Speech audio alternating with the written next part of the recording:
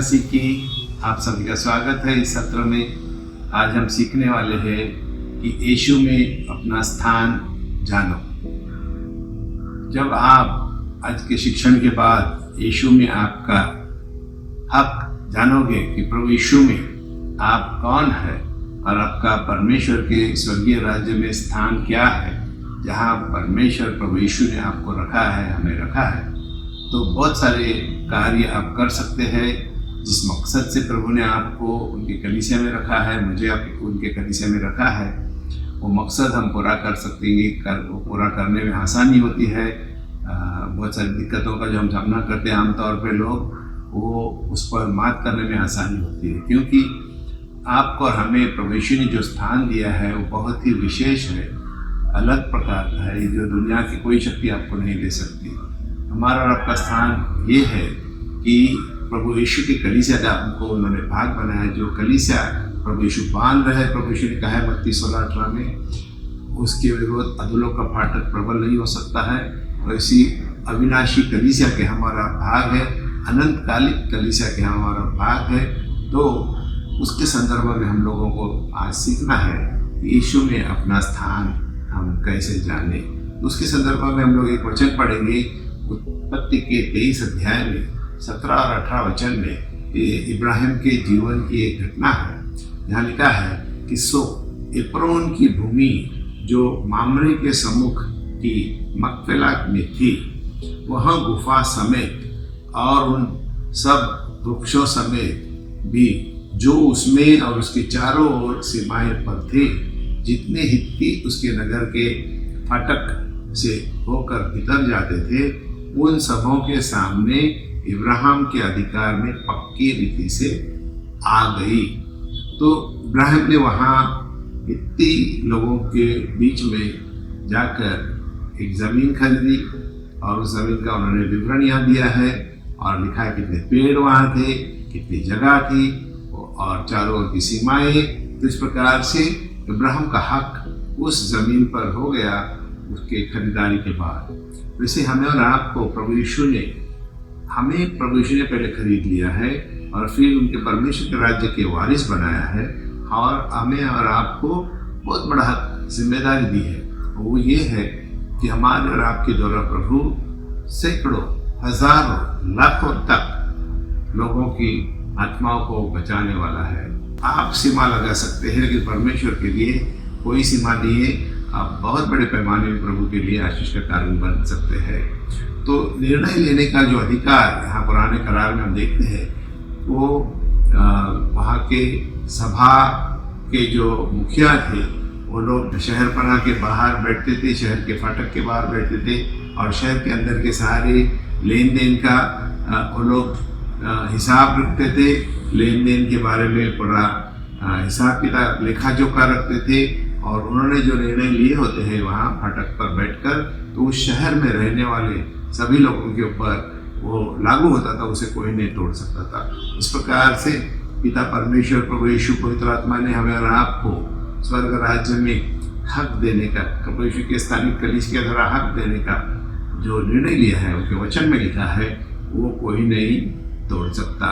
और हम और आप पर आत्मिक जीवन में सफलता से जीवन जीने के लिए, ये लागू करने के लिए प्रभु ने हमको बातें लिखी है बाइबल में, और हमें और आपको उसमें बने रहना है और हमारा हक हमको जानना है। तो प्रभु यीशु की कलीसिया जो है, वो स्थानिक कलीसिया जिसके आप भाग है, वहाँ प्रभु ने हमें और आपको इसलिए रखा है कि प्रभु यीशु की जो जागतिक कलीसिया है, जिस दुल्हन के लिए प्रभु यीशु आ रहे हैं दुल्हा बनकर, उसका मतलब सारी कलीसिया, दुनिया भर में जितनी भी कलीसिया है। लेकिन क्योंकि वो कलीसिया जो है, जागतिक कलीसिया अदृश्य है, हम देख नहीं सकते, और उसका मुखिया प्रभु यीशु भी अदृश्य है, हम उसे आज नहीं देख सकते, कि हमारे आत्मा में हम उसको परख सकते हैं। हम जानते हैं जो हमारे अंदर है, आपके अंदर है, तो उनके वचन के ऊपर विश्वास रखने से हम उस मुताबिक मानते हैं, और हमारे जीवन के, हमारे परिवार के, हमारे परिस्थिति के बदलाव के द्वारा हम जानते हैं कि प्रभु यीशु सच्चा है। उन्होंने जो वादा किया वो सच्चा है। उन्होंने जो बताया कि हमारे लिए करके रखा है, उसको जब हम कबूली करते हैं, हासिल करते हैं, स्वीकार करते हैं, उसके मुताबिक चलने लगते हैं, तो आपके और हमारे जीवन में हमने परिवर्तन उन्हें देखा है। हमारे प्यारे लोगों की जीवन में परिवर्तन हुए देखा है। तो प्रभु यीशु की स्थानिक कलीसिया का भाग बनने से आपका सिर्फ फायदा ही फायदा हुआ है, कभी नुकसान नहीं हुआ है। तो हमें पूरी रीति से वहाँ पर जो पास्टर लीडर जो प्रभु यीशु की अधीनता में है, उनके अधीनता में हमें रहने को सीखना है, क्योंकि वो हमारा आत्मिक परिवार है। वहीं से परमेश्वर के राज्य का अधिकार जो आपको मिला है, मुझे मिला है प्रभु यीशु में, वो हम लागू कर सकते हैं। कलीसिया के बाहर आप कुछ भी लागू नहीं कर सकते हैं, अधूलों का फाटक उसके ऊपर प्रबल हो जाएगा। लेकिन अब कलीसिया के अंदर अधीनता में आप उन बातों को लागू करेंगे आपके हक को, तो आप जरूर सफल हो जाओगे और कोई शैतानी शक्ति आपको उसमें दिक्कत नहीं ला सकती। हर बार हम यीशु के पास दौड़ सकते हैं और प्रभु यीशु आपको हर प्रकार की चुनौतियों से बाहर निकलने का रास्ता बताएगा, क्योंकि उन्होंने कहा है अधोलों का पूरा फाटक, उसका मतलब सारी शक्तियाँ दुष्ट की, शैतान और उसकी सारी दुष्ट आत्माएं आप पर हमें कुछ नहीं कर सकते हैं जब तक हम प्रभु यीशु की कलीसिया में अधीनता में जीते हैं, वचन के मुताबिक जीवन जीते हैं। और प्रभु यीशु इसी के बारे में प्रेरित पौलुस के द्वारा हमें बताता है 2 Corinthians 5 में 20 और 21 वचन में, कि हमें और आपको हमारे स्थानिक कलीसिया के द्वारा प्रभु ने उनके राजदूत बनाए हैं, और इसलिए बनाए ताकि उनके राज्य को हम इस पृथ्वी पर बढ़ा सकते हैं। परमेश्वर का राज्य हमारे अंदर आया है, परमेश्वर के राज्य में हमने प्रवेश किया है, और 2 प्रकार से हमारा बड़ा फायदा हो गया। परमेश्वर के राज्य में हमने प्रवेश किया है, परमेश्वर का राज्य हमारे अंदर आया है। हम पहले ही दिन से जब से प्रवेश को ग्रहण करते हैं, सीधा सीधा परमेश्वर के राज्य में चलते हैं, फिरते हैं, परमेश्वर के राज्य के वारिस होने के हक के साथ और पूरे सूझबूझ के साथ, जानकारी के साथ, अपनी खुद की इच्छा, स्वतंत्र इच्छा शक्ति को इस्तेमाल करते हुए हम उस प्रकार से स्वर्ग राज्य के वारिस बनकर जी रहे हैं, आप जी रहे हैं। तो उसके संदर्भ में और समझाने के लिए प्रेरित पौलुस को प्रभु यीशु ने प्रकटीकरण दिया है 2 Corinthians 5 20 और 21 में। मैं उसे पढ़ता हूँ और हम सब मिलकर उसमें से सीखेंगे। लिखा है ऐसे, इसो हम मसीह के राजदूत हैं, मानो परमेश्वर हमारे द्वारा समझाता है। हम मसीह की ओर से निवेदन करते हैं कि परमेश्वर के साथ मेल मिलाप करो। जो पाप से अज्ञात था, ये 21 वचन है, उसी को उसने हमारे लिए पाप ठहराया कि हम उसमें होकर परमेश्वर की धार्मिकता बन जाए। तो पाप हमारे अंदर से निकल गया है। जो असंभव बात थी पाप को मिटाने की, वो हम नहीं कर पाते थे, प्रभु यीशु ने आके किया है। तो असंभव कार्य प्रभु यीशु ने किया है, और उसकी वजह से जो प्रभु यीशु निष्पाप जीवन इस पृथ्वी पर जिया, निष्कलंक जीवन इस पृथ्वी पर जिया, और हमारे और आपके लिए, सारे मानव जाति के लिए उन्होंने अपना बलिदान दिया, तो अब हम धर्मी ठहरे हैं। तो धर्मी ठहरने के बाद हम परमेश्वर के राज्य के वारिस बन गए हैं। परमेश्वर के राज्य के लिए अभी हम राजदूत हैं। राजदूत का काम क्या होता है कि दूसरों को भी उस देश में आने के लिए मार्ग बताना, उस देश में आने के लिए लगने वाले कायदे कानून। अभी हमारे आपके लिए कायदे कानून क्या है? तो प्रभु यीशु के द्वारा हमारे पापों की क्षमा मिलती है, हम उनको पश्चाताप करने को सिखाते हैं, प्रभु यीशु के लहू से धोकर उनके पापों का शुद्धिकरण होता है। तो इस प्रकार से परमेश्वर के राज्य में आने का रास्ता आपने जाना है, मैंने जाना है, उसको दूसरों को बताना हमारा कर्तव्य है। वही आपका स्थान है, बहुत ही मूल्यवान स्थान है, महत्वपूर्ण स्थान है, सबसे नंबर 1 स्थान है कि परमेश्वर के राजदूत बनकर परमेश्वर के राज्य को इस पृथ्वी पर फैलाना।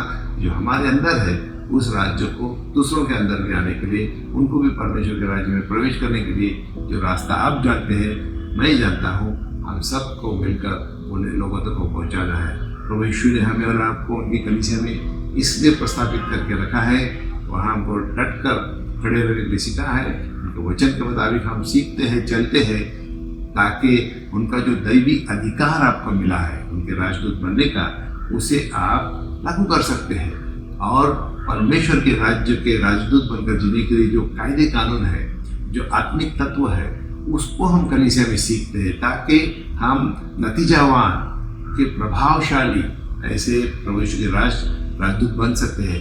क्योंकि इस दुनिया में हम जब चलते हैं तो बार बार नौबत आती है कि दुनिया के तौर तरीकों से चलने का, लेकिन हम और आप जब प्रभु के वचन में बने रहते हैं, हमारे कलीसिया से, हमारे पास्टरों से, लीडरों से, इस प्रकार के सभाओं से वचन सीखते हैं, पाते हैं, तो लगातार हमको याददाश्त दिलाई जाती है कि अगर हम कहीं दाहिने बाएं गए हैं, परमेश्वर के वचन से कहीं दूर जा रहे हैं, कोई दुनियादारी की बातें तत्व हम वहाँ ला रहे हैं। किसी मनुष्य, कोई पुढ़ारी ने कुछ कहा, किसी बड़े लेखक ने ऐसा कहा, कोई बड़ा किसी देश का कोई प्रधानमंत्री था, राजा था, ये था, वो था, तो उनके शब्दों को लेकर अगर हम इधर उधर कुछ बोलते थे तो बार बार वचन को सीखने के द्वारा, हमारे कलीसिया के पास्टरों के लीडरों के अधीनता में रहने के द्वारा अपने आप को सुरक्षित रख सकते हैं।